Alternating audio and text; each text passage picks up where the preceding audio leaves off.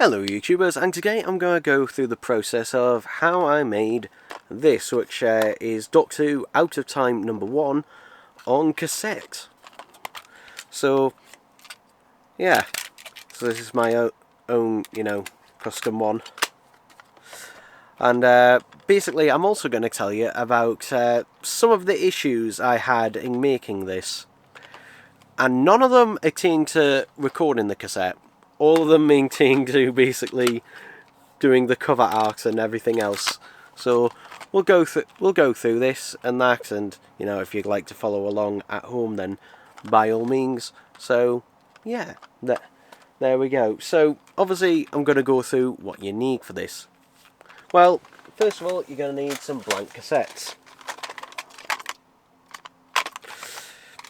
Now, depending on how good you want to make this recording, will also depend on the cassettes. Now, you can buy brand new ones these days, though I'd recommend against it. For one, the quality of newly manufactured cassettes is generally not as good as they were back in the day.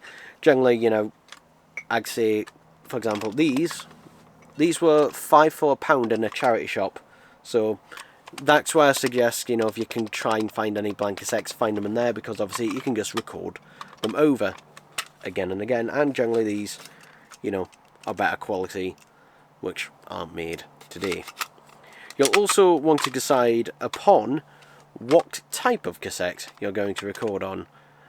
And basically, for those who don't know, there are 4 types of cassettes, 1 through 4, or ferric, chrome, ferrochromium, which you're not going to find because they were only available for a brief period in the 70s, or metal, which you're really not going to find out in the wild, and those are ridiculously expensive on eBay. Like, you're not going to get one less than like 40 quid.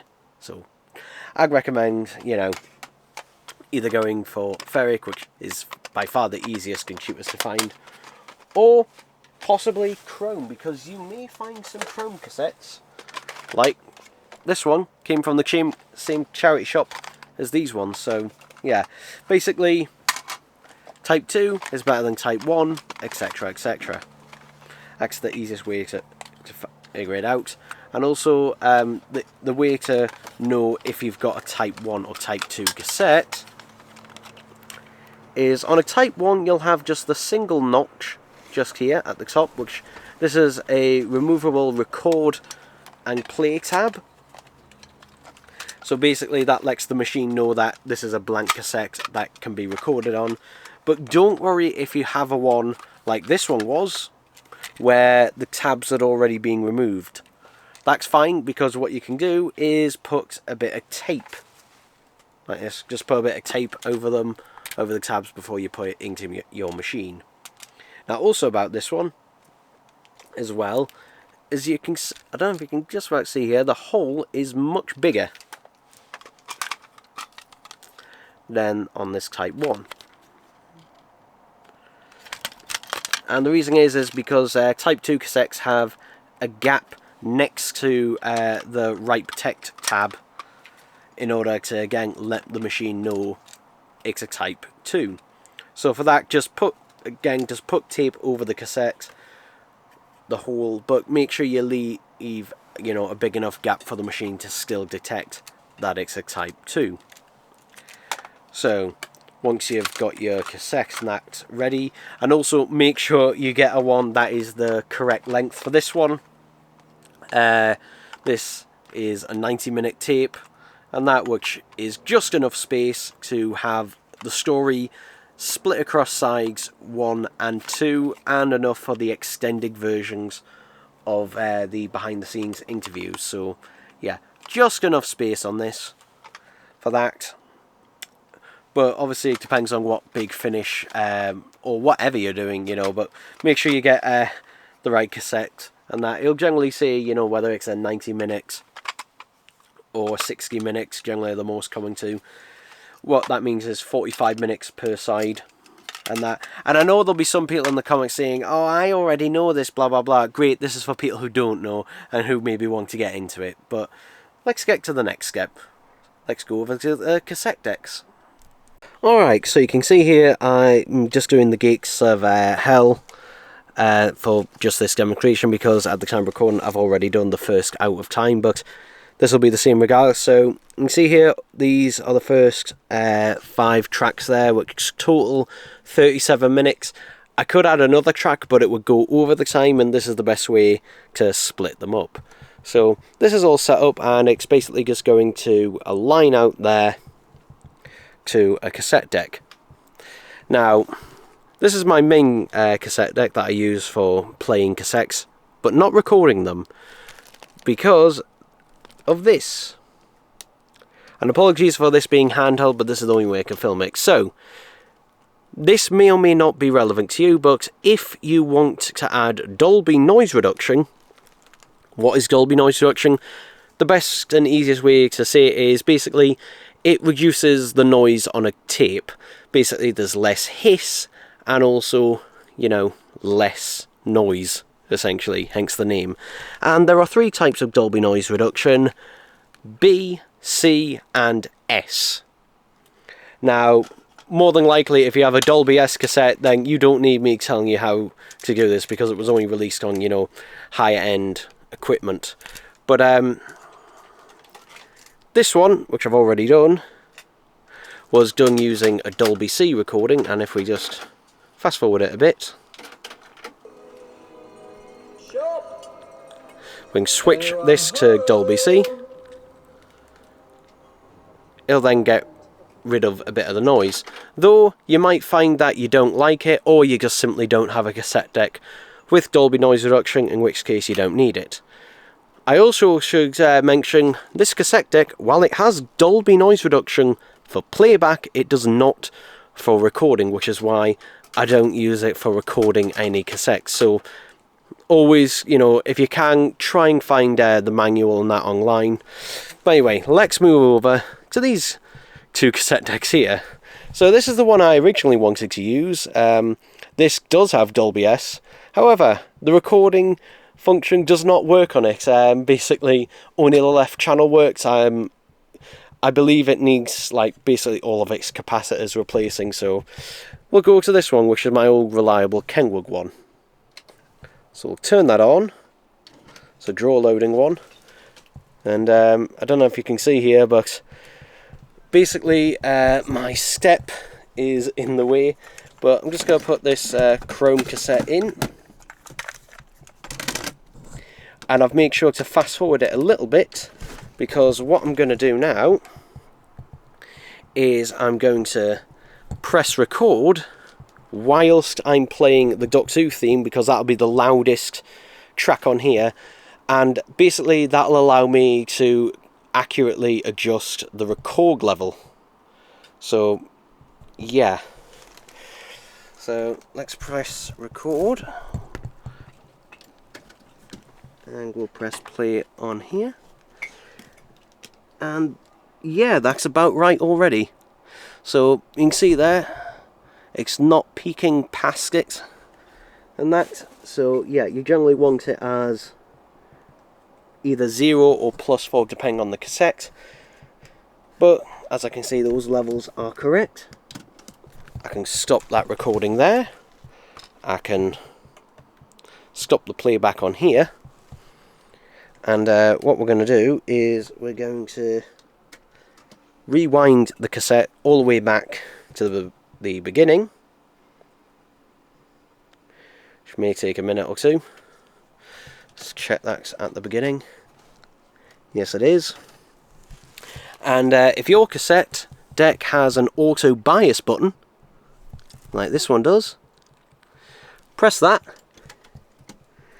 and this will basically ensure the best recording, because what the cassette deck is doing is just recording a tone on the cassette and then playing it back to itself, so it has the correct bias levels for it. So yeah, and of course my camera battery is dying while I'm recording this, so yay, everything is not going to plan, which yeah, is being typical for this entire process. Mind, I'm not normally trying to film this at the same time. So there we go, it's done that. So what we simply have to do here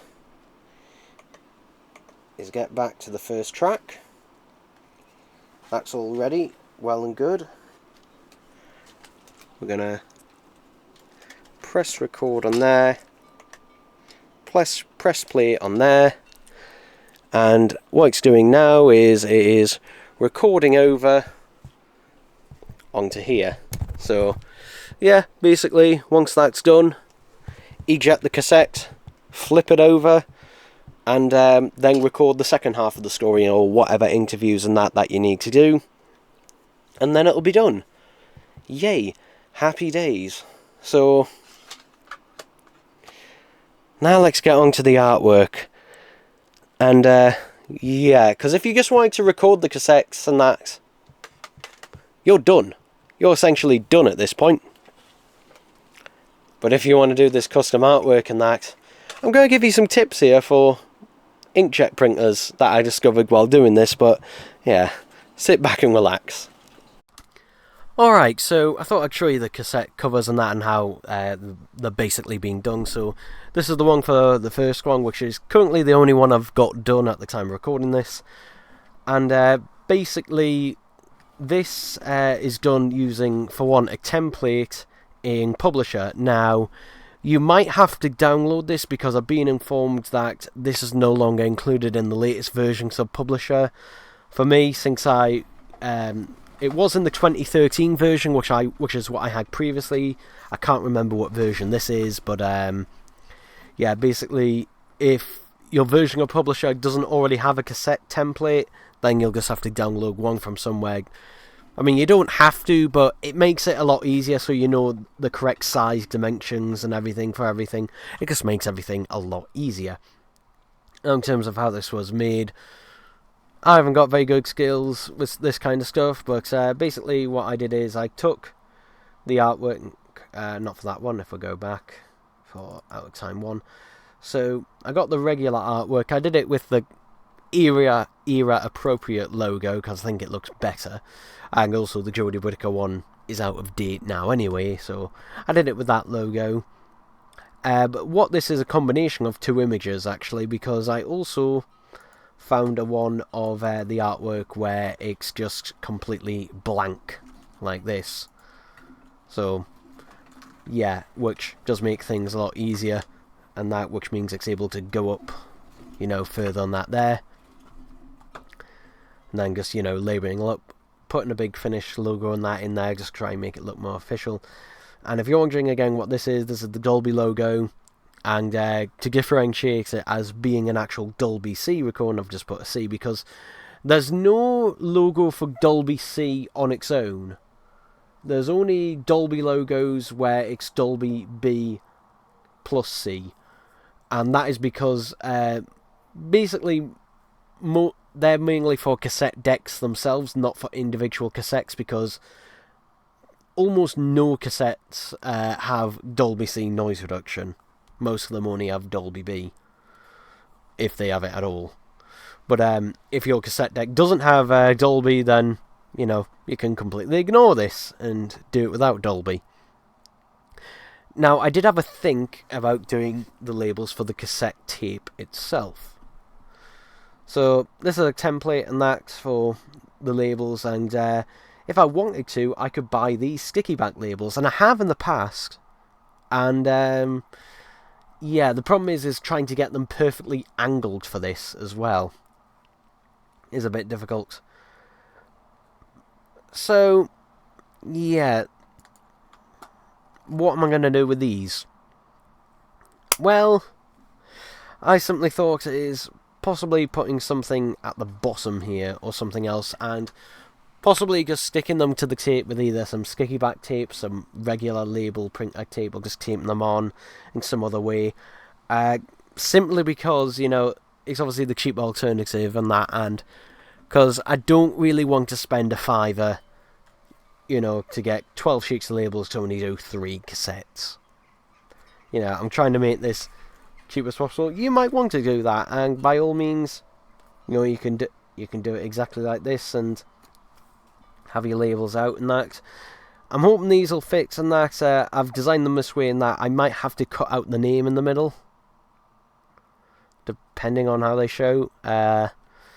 But yeah, as you can see then, I'm debating whether to keep the C on there for the Dolby C, because the thing is with Dolby C, and that there's no real, way to go off it, essentially. There's no real way to go off it, because again, there's fairly few examples, and that of Dolby C cassettes, so I might keep it this way since there's no actual C, and it's clearly labelled A, B, C, blah blah blah. I don't think that font is exact to that one, the out of time font. Well, I know it isn't, but it's close enough I could get on the built-in, basically fonts that were built in. So, hey ho, and that font that I used is that's meant to be the right font. That is meant to be the right font for that. Oh, I know what font I'm using. I'm using the wrong font for that. I am using the William Hartnell type font. / Troughton as well, but yeah, that's the font I'm using. Oh, well, it's close enough to that. But yeah, we'll just have to see, how this all turns out, so yeah. Okay, so I did a short on this, but you might have seen in that video there where trying to print this cassette cover, it printed it in black and white. Because the printer said it's out of black ink, even though I swear it wasn't long ago I replaced the cartridge. And feels like there's some stuff in there. Feels weighty, but we'll never know. But yeah, interesting that. Because I would have sworn it was the colour. Now the thing is, the reason I'm leaving this bit in here is because, obviously I could get a laser printer, but that's a bit expensive for something that I'm not going to use very often. But these cartridges now cost about £30 a go now. However, I discovered there was a load of videos on eBay on how to refill these cartridges yourself and get the ink for them. And I bought a kit off AliExpress just to have a little go. But this much ink, which by the way, inside one of these, a standard, inkjet print ink cartridge, there's only between 3 and 5 millilitres of actual ink in here. Look how much ink is there. All of this, because this is for, these 3 are for the colour cartridge, that's just for the black. They cost me £5.71 total, like free delivery. And like, for that amount of money, I will bloody have a go. I think you can hear my dog barking about something. I think my brother's come back home, but he's being out. But yeah, this is the black one. You can see there's a little needle there, and got some paper towel ready because I'll need to wipe off any excess. But underneath this label there should be a hole, and I've just got to find where the hole is initially and basically pierce the label and that there. And now it's somewhere. Oop. I don't know if this is this isn't an official cartridge. I don't think this is.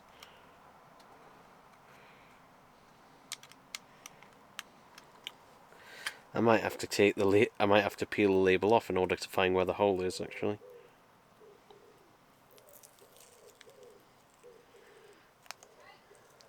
Okay, there's the hole. There is the hole, so I was close,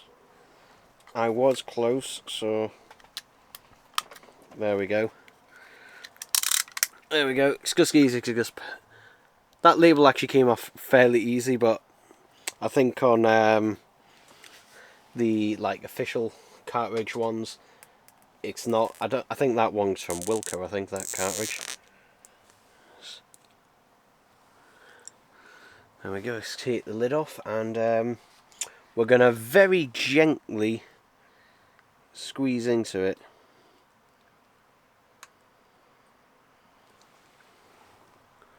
So here we go. I'm just going to give this down here.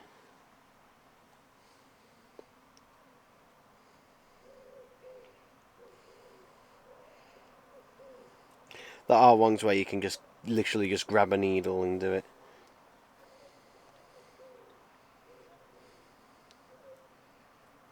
Ooh, it's a little too much. I don't know if you can see there, but I've slightly overfilled it. I've overfilled it a little bit. But that's alright. That's what these tests are for, so I can wipe that little bit off the top. And now you rub the bottom bit here just against a paper towel just to get any excess ink off.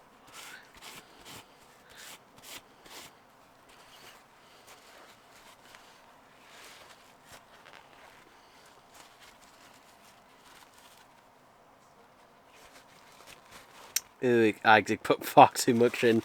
It is leaking under the side. The problem is, with these things, they're not the best for squirting them in because you've got to kind of really force it, and then it goes in. So yeah, I put far too much in there. But the good news is it is in there. What I'm going to do is just hold that against there. You can see I got all of my thumb and finger. But it does work. I'm going to put the cap back on there. There we go. So yeah, I put way more than I should have in there. You can see it's just leaking through because there's just bloody so much ink in there. It should be enough work to say, because basically what's inside a cartridge is a sponge. And the sponge needs to soak it all up, so it might be worth sort of moving it around a little bit. And that, but I need to be so it's not dripping, so I'm going to stop what I'm doing here so I can't faff on anymore with that. Alright, so the good news was that black ink, it did work. The bad news is that, as I suspected, the colour cartridge was running out of ink. Whereas this one has basically 3 holes on it, and I've just filled it with some cyan, and I can't remember what the other colours are. I think this one's magenta, or was this one the magenta one? I can't remember the names, but regardless, this time, you know, I put them in very slowly. Gonna add a little bit pressure. It looks like a blood vessel there. We're going to add a little bit into there.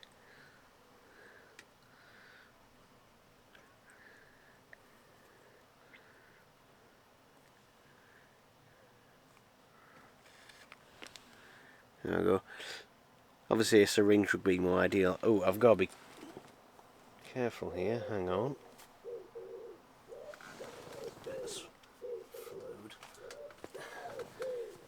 Top. You've got to be careful that it doesn't go into the other hole.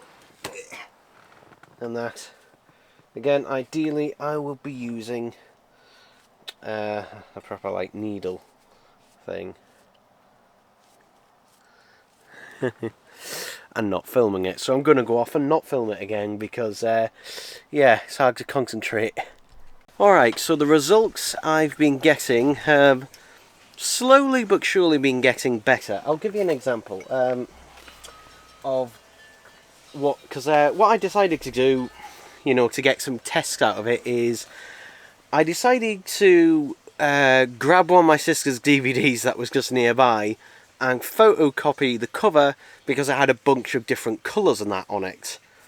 And that would, you know, get a good example of whether everything was working correctly. And the first few prints and that were all like this, where you can definitely see there is some colour in there. It kind of reminds me looking for bloody chromadox in a John Pertwee story. But if I put that behind the camera there, you can see there's bits of colour there. You can see, it's not coming across very well on camera, but there's like purples and blues and greens. But yeah, Orbix in there. And the thing is, something I forgot to account for. Because inside the printer cartridge there's sponges that absorb the ink and then distribute it. I forgot to let it sit for a bit. Now if you've got a kit that has like a suction pump, then for the most part you can skip that section for the most part. But I didn't, so I forgot about that. So I decided, you know, I took my dog out for a walk for about, I was out for about 15-20 minutes, and when I came back and I didn't do anything to it, I just let it sit there. This was the result by just waiting, like, you know. So between that and that, and here you can see for the most part it's printed off properly. There's still some issues with some lines going down there. It's not perfect, and that far from perfect by any means, but like, you know, you look at the difference between that and that. Like that, at least I can see all of the colours, and that there seems to be some like yellowy green strips going down, although they do seem to fade as they go along there. What it could be is the printer heads could need relining. And that, because even though I haven't changed the cartridge, I've refilled it with ink and everything. So yeah, maybe try doing that. I don't know. What I'll do is I'll leave it until tomorrow morning or afternoon, whenever, and you know, have another go and that. But yeah, just using my sister's DVD and that cover there that she has. What was that film? The House with a Clock in its Walls. Okay, but yeah, you can see a big difference. So I can definitely say though, well, there they are. These things are definitely worth getting. I will say though, these are much more difficult to apply. Like the thing is, you look in the videos and they say, oh yeah, it's dead easy to apply. They're not. They're not dead easy to apply. And that, because the sponges are not like soft like sponges, they're almost like foam, almost. They're very thick and dense, so it's really hard to basically, you know, inject the ink into them without basically putting too much. I mean, look at my hand. I've washed that several times now, but you know, look at all that ink that's on there, and on this one. But you know, once I get the hang of it and that, and I've done it a few times, I think plus once you've inserted it in and out a few times and that, you know, where you kind of make yourself a little canal or groove in there for the needle to go in. Once there's an existing hole for the needle to go into the sponge, much easier. But definitely worth it. So yeah, who knows? Might try redoing this tomorrow, and we'll see what happens. But I will say the black, no issues with that one. At least with that one, don't have to worry with the colour ink cartridge. You've got put slightly less ink in, but also you've got to make sure that all sort of level and that with each other and that as well. It's difficult in seeing like, oh, are you out of magenta? You know, are you out of cyan ink? You know, which one of them, because there's no actual setting for that in the printer. And I will say the printer does show that it's still out of ink. Like it still shows that it's out of ink, but it'll still let you print. Though again, I must warn you, this obviously depends on your printer. But I've got an HP printer that uses the 62 or 62XL cartridges, and that. Most of the videos I've seen on this have been on HP printers, and that, so I can't comment on other brands. But like, if you find a kit online that for your inkjet printer, chances are it will work, no problem. But I do know, you know, that there's no guarantee this will work. But yeah, that just like look at the amount of ink in here. In fact, look at the black one.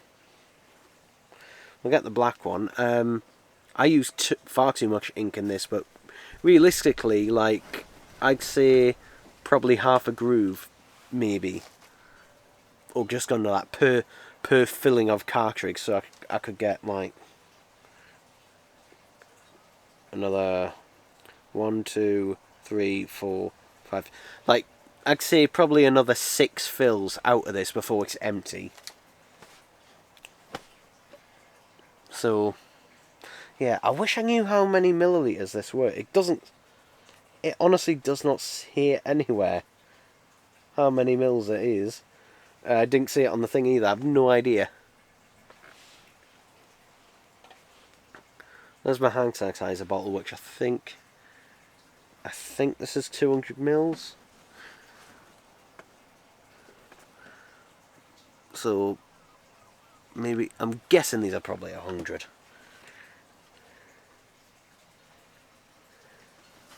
Maybe? Don't know. There we go.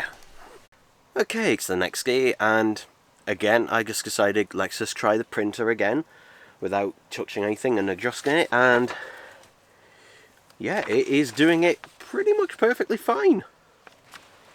Just to show, this was how it was doing it initially, after only just filling the cartridge. Then after waiting, 20 minutes or so, it was doing that.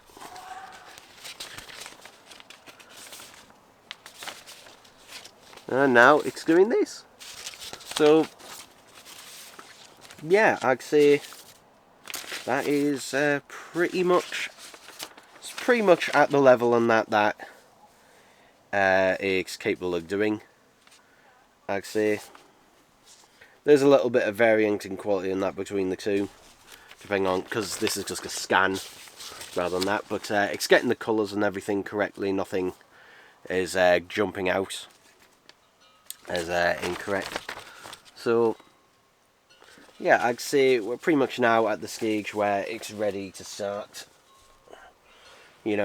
regularly printing out stuff. So yeah, but I'll give it a little bit more time, and that's plus I'm about to go out and everything. So this afternoon we will see whether it does this. So yeah, I know this was a long-winded bit, which a lot of people are probably going to skip over, but again, if you've got an inkjet printer, and that, I won't say these ones exactly, but these ink refills, and that way you just inject it, there you go. And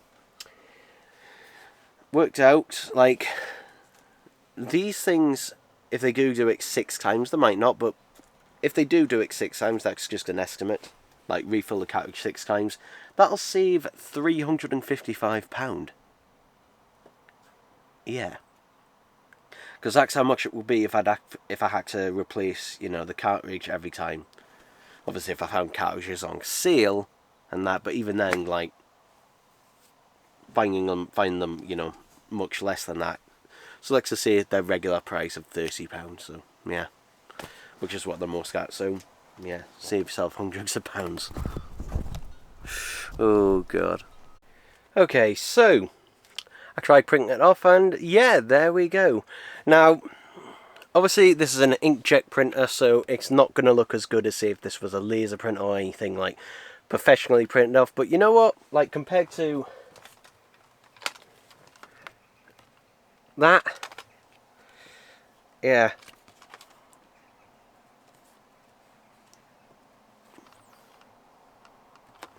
Now what I've got to do is fold it. And this is why I designed the spines, to look visibly different, and that from the front and back, so it's really obvious where to actually, bend it. And the good news is that, for me personally, my laptop, it has a sharp edge, well, kind of sharp point at the end, which is perfect for folding it. So I'm going to go off and fold this up and put it in, and we'll have a look. Alright, so yeah, I've folded it just enough there. So A tip as well is also, you know, try putting it against a cassette like that, you know, so you know roughly what it is. But let's take this black and white one out. It is printed onto card as well, like something else. It isn't just like regular A4 paper, it is card and that, so it is, you know, more sturdy.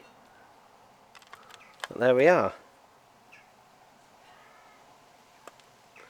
God, my dog sneezes. I don't know if you heard that, but God, he sneezes really fucking loudly.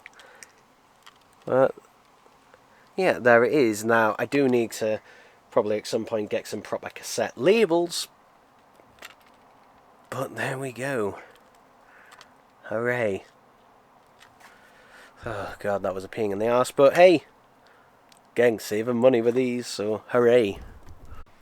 Okay, so I've printed this out here, and this is basically gonna, you know, fit on there like that.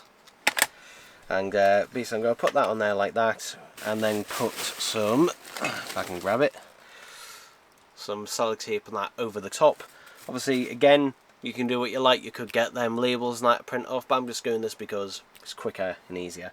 The problem is there's an old label there, and that, and it really doesn't want to come off. Like, no matter what I do, it does not want to come off. So I'm going to move that out of the way.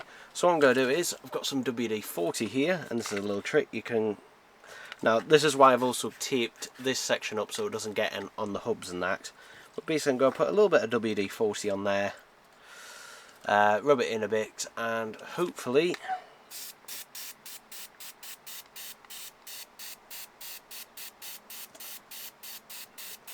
you know, that should be enough to get up. Just need to leave it a 6 and that for a few minutes, and hopefully then the label will come off. And I know someone's about to say, oh, why don't you use lighter fluid? Yeah, that would be good for getting rid of the residue after you've gotten this label off, but this thing is really caked on there, so hopefully the WD-40 will eat through whatever adhesive and that is on there and get the label off. So yeah, but we'll come back and see how it looks. Alright, hopefully you can still see everything, because I've never filmed from this angle before. But it was bloody tough getting it off. Took a couple of goes, but it did, as you can see, come off nicely. The problem was that some of the WD-40 was sinking into the tape here, and that just almost came off. So yeah, but WD-40, pretty good at removing them, but it's still a bloody tough process. So what I'm going to do is just line that up there, like that.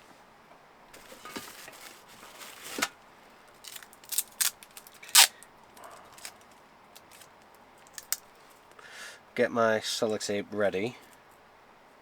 Just going to cut off a fresh piece. Problem with sellotape is it bloody sticks to everything, your fingers, your backside.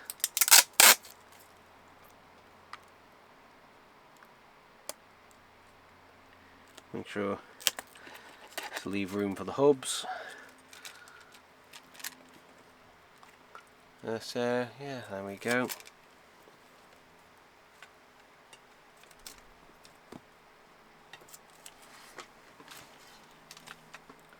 Side A down there.